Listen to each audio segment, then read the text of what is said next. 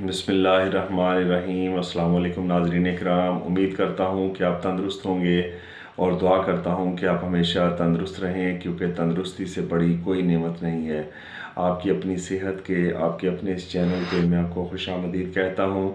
नाज़रीन इकराम, आज का हमारा मौजू है शहद के 10 फ़वाइद, और ऐसे फ़वाइद के जो उम्मीद करता हूँ कि बहुत कम लोग जानते होंगे।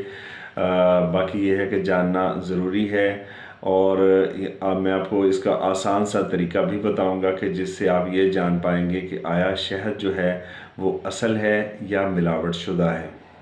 ठीक है जी, तो आपने वीडियो को कहीं से स्किप नहीं करना और बगौर देखना है। जो चीज़ें मैं बता रहा हूँ ये हमारी आजमाई हुई हैं, अगर आप इन पे अमल करते हैं तो इंशाअल्लाह शहद आपके लिए बायसे शिफा साबित होगा।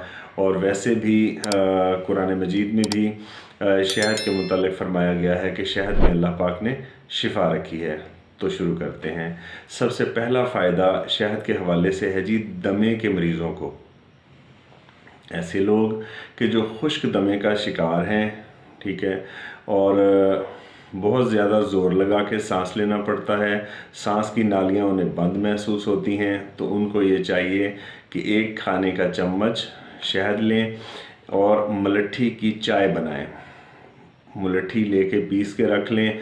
आधा चाय का चम्मच 2 कप पानी में पकाएं। जब 1 कप रह जाए तो इसमें आपने 1 चम्मच शहद शामिल करना है और गरम गरम इसको आपने पी लेना है। ये काम आपने दिन में कम से कम 3 बार करना है। अगर दमा आपको शदीद होता है तो इंशाअल्लाह चंद दिनों में इसका फ़ायदा आपको नज़र आना शुरू हो जाएगा। और अगर आप लगातार इसको 2 से ढाई माह पाबंदी से इस्तेमाल कर लेंगे तो इंशाअल्लाह आपके फेफड़े साफ़ हो जाएंगे और आपका दमा जाता रहेगा।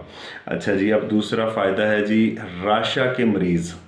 राशा या जिसे आम ज़ुबान में कपकपी कहते हैं, मतलब जिस्म कांप रहा होता है मुस्तकिल तौर पे। राशा के मरीज़ जो हैं वो ठीक से चल नहीं पाते। अगर राशा बहुत ज़्यादा शदीद हो तो इन सूरतों में वो अपने मुंह तक निवाला नहीं ले जा सकते।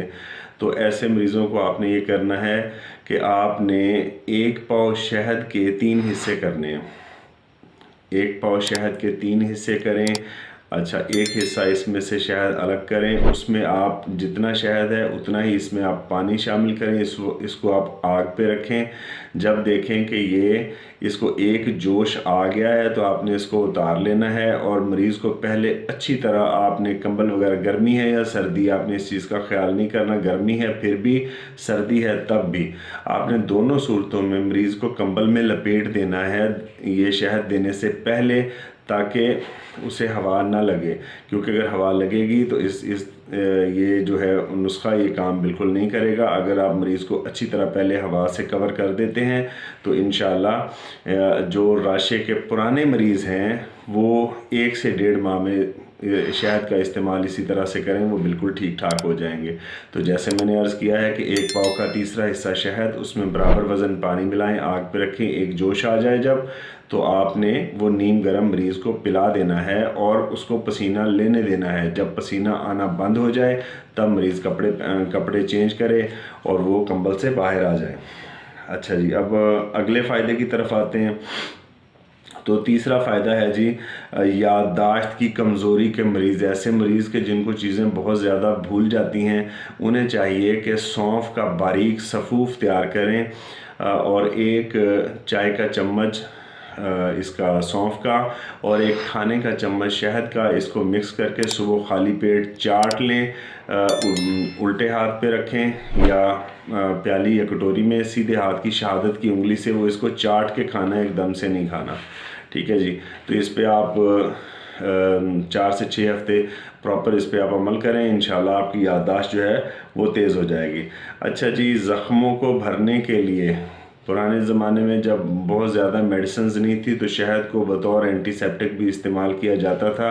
इसको ज़ख्मों के मरहम के तौर पे भी इस्तेमाल किया जाता था। तो ऐसे लोग के जो ज़्यादा यानी جن کا اگر زخم ہو جائے، خاص طور پہ اگر ڈائبٹک پیشنٹس ہیں تو اس حوالے سے آلریڈی میری ویڈیو ہے، میں وہ ڈسکرپشن میں اس کا لنک رکھوا دوں گا، آپ وہ بھی دیکھ لیں، وہ بھی شہد کے متعلق ہے۔ تو ایسا زخم جو نہ ٹھیک ہوتا ہو، آپ اس پہ اگر شہد میں ذرا سی ہلدی ملا کے آپ اسے اس زخم پہ لگا دیتے ہیں تو انشاءاللہ کچھ دنوں میں وہ زخم بھرنا شروع ہو جائے گا اور مکمل طور پہ شفا حاصل ہو جائے گی۔ اچھا جی، بچوں کی کمزوری، چھوٹے بچے ہیں اور گرو نہیں ہو رہا ہے، ٹھیک ہے، اپنا اچھی طرح سے وہ ان کا جو جسم ہے وہ بڑھ نہیں رہا، ان کی نشو و نما رک گئی ہے اگر، تو ایسی صورت میں آپ انہیں دودھ میں شہد ملا کے دیں۔ اگر مکھن آپ افورڈ کر سکتے ہیں اور بچے مکھن کھا سکتے ہیں تو پھر تو اور زیادہ اچھی بات ہے۔ آپ مکھن کو شہد سے میٹھا کر لیں، تقریباً 1 کھانے کا چمچ مکھن ہو، اس میں آپ 2 کھانے کے چمچ شہد شامل کریں۔ یہ 2 کھانے کے چمچ سننے میں تو بہت زیادہ محسوس ہو رہا ہے، لیکن جب یہ آپ مکھن میں آپ اس کو مکس کر دیتے ہیں تو آنکھیں بند کر کے دیں، کسی قسم کا اس میں کوئی نقصان کا خطرہ نہیں ہے اور یہ معتدل مزاج اس کا بن جاتا ہے۔ اچھا جی، اب ایسے مریض کے جن کو کھانسی کا ایشو ہے اور کھانسی کسی بھی دوا سے ان کی ٹھیک نہیں ہوتی، انہیں چاہیے کہ وہ شہد میں کالی مرچ کی راکھ ملا کے اس کو چاٹیں، ٹھیک ہے جی۔ تو انشاءاللہ چند دن اس کے استعمال سے آپ کی پرانی سے پرانی کھانسی انشاءاللہ آپ کا پیچھا چھوڑ دے گی۔ اچھا جی، اب اگلی چیز ہے وزن کم کرنے کے لیے۔ تو ایسے لوگ کہ جو وزن کم کرنا چاہتے ہیں وہ یہ کریں کہ سیب کا سرکہ آدھا کپ، اس میں 2 چمچ شہد کے اور آدھا کپ پانی کا شامل کر کے صبح خالی پیٹ پئیں۔ انشاءاللہ اس سے آپ کا وزن بڑی تیزی سے کم ہوگا اور یہ بیڈ کولیسٹرول کو بھی ختم کرتا ہے۔